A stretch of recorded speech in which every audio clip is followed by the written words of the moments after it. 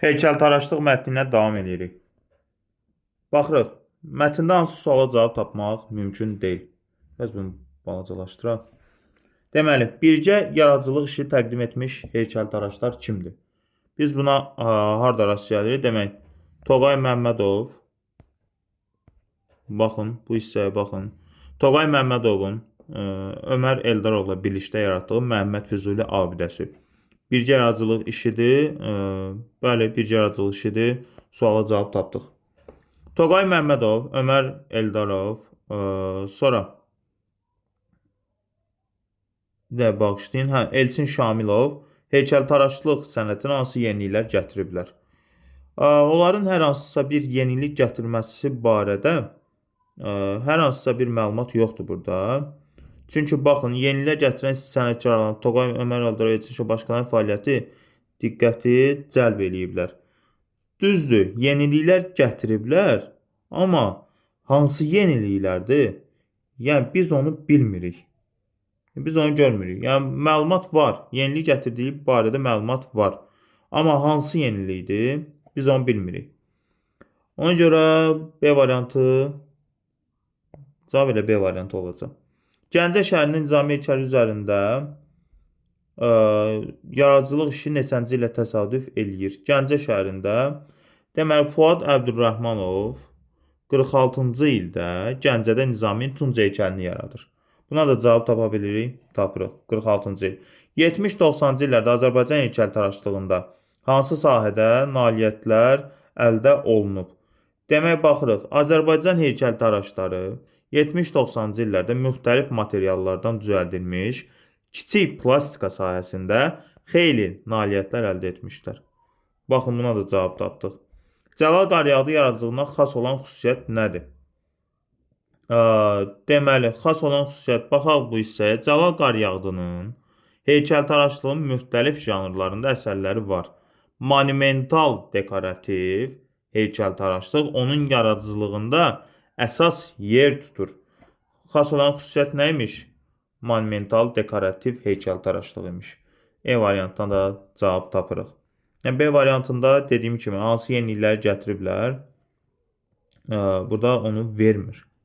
Yəni ona görə də B variantından cavab tapa bilmirik. Baxaq, mətnin nəticə hissəsini hansı cümlə ilə tamamlamaq olmaz? Haradır mətnin nəticə hissəsi? Buradır. Baxaq, müasir dövrdə Azərbaycan heykəltaraşlığı 20-ci əsrin ənənələrindən bəhrələnərək yeni formalar axtarışındadır. Baxaq, beləliklə incəsənətin bu növ öz inkişafını davam etdirir. Bəhrələnirsə inkişafını davam elətdirir. Bəli, düzdür. Davam elətdirə bilərik. Bu sahə ildən ilə yeni ideyalar və texnologiyalarla zənginləşir. Yeni ideyalar və texnologiyalarla zənginləşir. Düzdür. Bu da. Çünki bəhrələnir də. Müasir dövrdə 20-ci əsr ənənələrindən bəhrələnir. Bununla da heykəltaraşlarımız qədim ənənələrə sədaqətlərini qoruyub saxlayırlar. Qədim müasir dövrdə 20-ci əsr ənənələrindən bəhrələnirsə, daha doğrusu yeni formalar axtarışındadırsa, qədim ənənələrinə sədaqətlərini qoruyub saxlayır deyə bilmərik. Çünki yeni forma axtarırsa, bu necə qədim ənənələrdən, belə deyək də, qədim ənənələri qoruyub saxlayır. Ona görə C variantı olmaz. D variantında bu axtarışlar heykəltaraşlarımızın müasir üslublar və texnikaların mənimsəməsinə imkan yaradır, olar. Azərbaycan heykəltaraşlığı müasir dövrün tələblərinə uyğun olaraq yenilənməkdədir. Bəli, bəhrələnir də. Bəhrələnirsə, yeni formalar axtarırsa, baxın, yeni formalar axtarırsa, deməli yenilənir. 49-cu sual. Fuad Əbdürrəhmanov, Cəlal Qaryağdı Məhəmməd Füzulinin heykəlini yaradıb. Kim yaradıb Məhəmməd Füzulinin heykəlini? Heç bir xanasına yazmaq olmaz deyir. Nə ortaq olsun, nə Cəlal Qaryağdıya aid olsun, nə də Fuad Əbdürrəhmanova. Bayaq gördük, kim idi yaradan həmin heykəli? Toğay Məmmədovla Ömər Eldarov idi.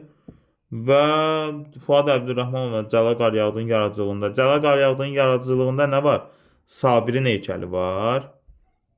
Sonra Nərman Nərmanovun heykəli var. Sonra da Həzi Aslanovun abidəsi var. Əbdürrəhmanovun da yaradıcılığında Nizaminin heykəli var. Deməli elə cavabımız o A variantı. Milli heykəltaraşlığın inkişafına öz töhfəsini verib elə haqqında olan məlumatlar bizə kifayət eləyir. B-ni çıxırıq. İki müxtəlif şəhərdə eyni sənətkarın heykəli üzərində işləyib. İki müxtəlif şəhərdə eyni sənətkarın heykəli üzərində. Demək, baxaq. Nizaminin Tunc heykəlini yaradır Fuad Əbdürrəhmanov. Cəlal Qaryağdı Sabirin heykəli, Sərkan Nəriman Nərimanov heykəli, bir də Həzrət Aslan abidəsi Azərbaycan Həzrət Aslan iki müxtəlif, üçü elə Fuad Əbdürrəhmanovdadır. Gəncədə Nizami heykəlini yaradır. 3 il sonra isə sənətkar Bakı şəhərinin Nizami Meydan mərkəzində 9 metrlik Nizami heykəli. Biz bunu Fuad Əbdürrəhmanova yaza bilərik. Elə qarşısına milli heykəlin töhfəsini verib ortaya yazılacaq. Bura B variantı. Baxaq, bura B variantı. İki müxtəlif şəhərdə eyni sənətkar Fuad Əbdürrəhmanova aid olacaq. C. Heykəltaraşın müxtəlif janrlarına aid əsər müəllifidir. Baxaq. Müxtəlif janrlarına. Demək, harada görə bilərik bunu? Sadir Nəriman heykəlinin abidəsi Azərbaycan qiymətli nümunələri sırasında sonraki inkişafı. Demək, Nizami heykəli 3 il sonra sənətkar bu Nizami Meydan mərkəzində 9 metrlik postament üzərində uzadılan 6 metrlik Nizami heykəli üzərində yaradıcılıq. Bir Tunc heykəlini yaradır. Demək, bunu görürük də. Tunc heykəl var burada. Bir də monumental heykəl var burada. Monumental formaya malik.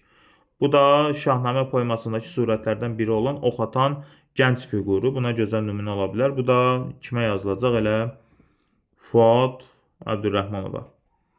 Demək, muzeydə saxlanılan əsəri var. Muzeydə saxlanılan əsəri. Baxa görək. Monumental heykəl ilan milli heykəlcə ilk böyük işlərindən biridir. Sonra elə o da Fuad Əbdürrəhmanova aid olacaq. Çünki burada deyir ki, Bakıda İncəsənət muzeyində saxlanılır. Ox atan gənc fiquru. Bu da elə Fuad Əbdürrəhmanova aid olacaq. E variantı. A heç birinə aid deyil. Ümumiyyətlə heç birinə aid deyil. Tünd hərflərlə verilmiş sözlərdən heç birinin kontekstə görə şərhinə uyğun deyil. Baxaq. Deməli, burada nə var? Təbliğat. Təbliğat nə deməkdir? Təbliğat bir nəzəriyyəni, ideyanı, biliyi və kütlə arasında yaymadır. Burada izahı var. Sonra fiqur. Fiqur nə olacaq? Rəssamlıqda, heykəltaraşlıqda insan və ya heyvan təsviri. C variantda gedəcək. Sonra burada başqa nə var? Monumental var. Monumental əzəmətli, möhtəşəm deməkdir. Sonra bəhrələnmək var. Bəhrələnmək də nə olacaq? Bəhrələnmək də faydalanmaq, istifadə etmək deməkdir. Ona görə B variantı da gedəcək. Cavabımız qalacaq nə? Bədənlə incə ritmik hərəkətlər göstərmə məharəti. O sözün izahı yoxdur burada. Mətn əsasında düzgün uyğunluq istəyir bizdən. 50-60-cı illərdə Azərbaycan heykəltaraşlığının inkişafında əcnəbi sənətkarların rolu əvəzsizdir. Doğrudur yazılıb. 50-60-cı illərdə biz bunu görmürük. Ümumiyyətlə görmürük. Burada Toğay Məmmədovdur. Yenilik gətirən istedadlı sənətkarlarımız Toğay Məmmədov, Ömər Eldarov, Elçin Şamilov. Doğrudur fikri olmaz. A getdim. Füzulinin heykəlini Elçin Şamilov və Ömər Eldarov yaradıblar. Yox. Toğay Məmmədovla Ömər Eldarov yaradıb. Doğrudur fikri yanlışdır. Məhəmməd Füzulinin abidəsi 6 metrlik postament üzərində ucaldılıb və şairin düşüncələrə daldığını təsvir edir. 6 metrlik baxaq ona bir dəqiqə. Demək, 6 metrlik postament üzərində ucaldılıb. Füzuli sanki düşüncələr aləminə qərq olub. Bu da var. Yanlışdır yazılıb. Olmaz. C variantda gedir. Uyğunluq istəyir bizdən. Toğay Məmmədov və Ömər Eldarov 50-60 heykəl sənətini inkişaf etdirən yeganə heykəltaraşlar olublar. Yanlışdır. Yanlış fikirdir. Elə uyğun olan budur. Çünki burada həm də kim var? Toğay Məmmədov, Ömər Eldarov, bir də Elçin Şamilov. Cavabımız olacaq D variantı. Ox atan gənc fiquru Bakının mərkəzi meydanlarının birini bəzəyir. Doğrudur. Ox atan gənc. Milli meydanı bəzəyə bilməz. Çünki Bakıda İncəsənət muzeyində saxlanılır. Bura yanlışdır yazılmalıydı. Hansı plan bəndi mətnin əsas hissəsinə aid deyil? Tanınmış insanların heykəlləri bu aid olar. Çünki burada görürük də Sabirin heykəli, sonra Nərimanovun heykəli, Həzrət Aslanovun abidəsi. Heykəltaraşda yenilik gətirənlər, görürük burada yenilik gətirən Toğay Məmmədov, Ömər Eldarov, Elçin Şamilov. B də düzdür. Milli heykəltaraşlığın peşəkar inkişafı. Bunu görə bilərik. Fuad Əbdürrəhmanov olsun, Cəlal Qaryağdı olsun. Sonra Ömər Eldarov olsun, Toğay Məmmədov olsun. Hər biri özlüyündə bir inkişaf gətirib. C də düzdür. Fikrə dalmış şairin abidəsi. Nəticə hissəsindən 2 abzas yuxarıda və burada görürük bunu. Əsas hissədədir. D də düzdür. Əzəm sənətkarların heykəlləri haqqında burada bir məlumat yoxdur. Ona görə cavabımız olacaq E variantı. Sonra keçirik. Altından xətt çəkilmiş sözün məcazi və ya həqiqi mənada. Bu saxlanılır sözü idi yəqin ki, bayaq gördük. Yəni saxlanılır. Muzeydə saxlanılır. Saxlanılır burada həqiqi mənadadır. Məcazi mənada da baxaq, həqiqi mənada o bütün əmrləri öz ofisində saxlayır. Elə saxlanılırla saxlayır burada eyni mənadadır. Yəni bir şeyi saxlamaq mənasındadır. E variantı ona görə olmaz. Məcazlar çıxırıq həqiqi olduğuna görə. C variantında həqiqi mənadadır. İnsan həyatda yaşadığı çətinliklər onu möhkəmləndirir və ruhunu güclü saxlayır. Burada nəyisə qoruyub saxlamırsan. Burada sən öz içində olan bir şeyi qoruyursan, saxlayırsan. Ona görə də məcazi mənada olacaq. O güclü saxlamaq. C variantını götürəcək. Mətnə əsasən yanlış fikir. 20-ci əsrin əvvəllərində Azərbaycan heykəltaraşlıq sənətində yaradılan əsərlərin bir çoxu təbliğat xarakteri daşıyırdı. Buna baxaq. 20-ci əsrin əvvəlində heykəltaraşlığımızda da özünü büruzə verməyə başlayır. Onların yaratdığı əsərlər nə edir? Təbliğat xarakteri daşıyır. Bu doğru fikirdir. Anı çıxırıq. Bakıda ucaldılan daha sənətkar Nizami və Füzulinin heykəllərinin postamenti eyni ölçüdədir. Baxa görə eyni ölçüdədir. Buranı siləyim. Demək, Füzulinin bayaq gördük. Füzuli neçə idi? Baxa, silək buradan. Demək, Füzulinin 6 metrlik postamenti. 6 metrdir. Onun postamenti 6 metrdir. Nizamidə neçədir? Nizamiyə də baxırıq. 9 metrlik postamenti. 9 metrlik. Ona görə də cavabımız burada eyni ölçüdədir. Fikri yanlışdır. Yanlış. Cavabımız elə olacaq B variantı. Füzulinin düşüncəyə qərq olaraq təsvir olması onun şair kimi rolunu önə çəkir. Bəli, bu onun şair təbiətindən xəbər verir. Özü cavabın izahını verib orada. C-də getdik. Müasir Azərbaycan heykəltaraşlığı yeni formalar axtarır. Bəli, burada görürük. Burada görürük bunu nəticə hissəsində. Heykəl 20-ci əsrin ənənələrindən bəhrələnərək yeni formalar axtarışındadır. Yeni formalar axtarışındadır. Burada da bunu görürük. D-də getdik. 30-40-cı il Azərbaycan heykəltaraşlığının inkişafında əlamətlər dövr kimi səciyyələndirmək olar. 30-40-cı illəri olar. Niyə də olmasın? Fuad Əbdürrəhmanov, Cəlal Qaryağdı əsərlərini xüsusi qeyd edə bilərik burada.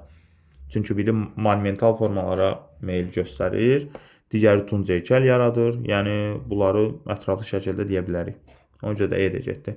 55. Həmin dövrdə yaradılan heykəllər həm də yüksək estetik dəyərə və sənətkarlıq bacarığına malik idi. Buna görə də onlar müasir dövrə qədər gəlib çatmışdı fikri. Hansı abzasda ifadə olunan məzmununa ziddir?